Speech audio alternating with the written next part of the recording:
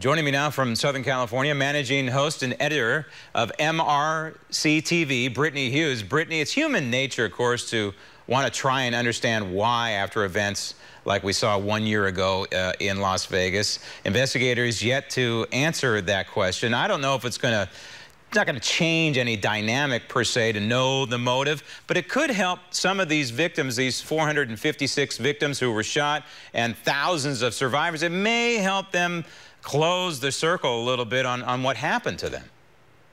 I think that it raises some interesting questions here, and questions that have yet to be answered, not just of the motive, but of things like, why did police respond the way that they did? There have been a slew of questions ever since Stephen Paddock managed to kill almost 60 people 1 year ago today.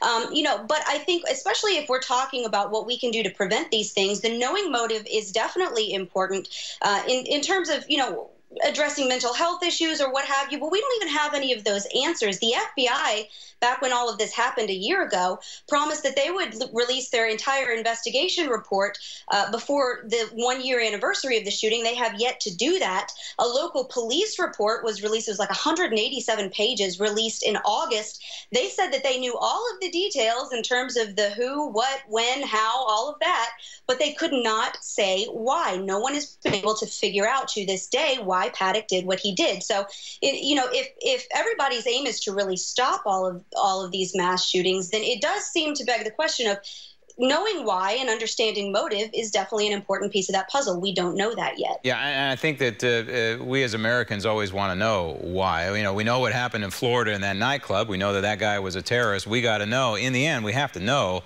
what motivated this killer to kill. Now, in your state, California, there's a serial killer that's been arrested. And this is a guy that's been targeting homeless people, so thankfully he's under arrest now, but he's also a guy who shouldn't be in this country in the first place. He's an illegal. Well, and how many times do we have to go over and over these stories before people realize that something here needs to change? Ramon Escobar has been deported 6 times. He's originally from El Salvador, deported 6 times. We can't get a whole lot of information about how he came back, when he came back, but we do know that he won an immigration appeal in 2016 and was allowed to stay, but we don't know any more information than that. We also know that he was questioned in relation to 2 of his relatives disappearing back in August, and then fled Houston, where he was questioned, to LA, where police say that he has been arrested for beating homeless people to death and then robbing them. 3 of his victims have died. Another 5 were gravely injured. 2 were put in a coma.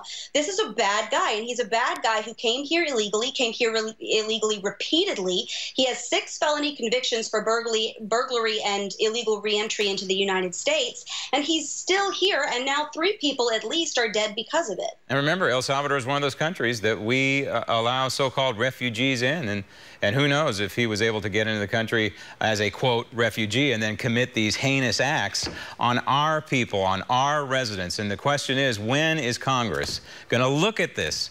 When are the people of California going to look at this and say enough is enough and tell their elected officials to do their jobs? Brittany, thanks.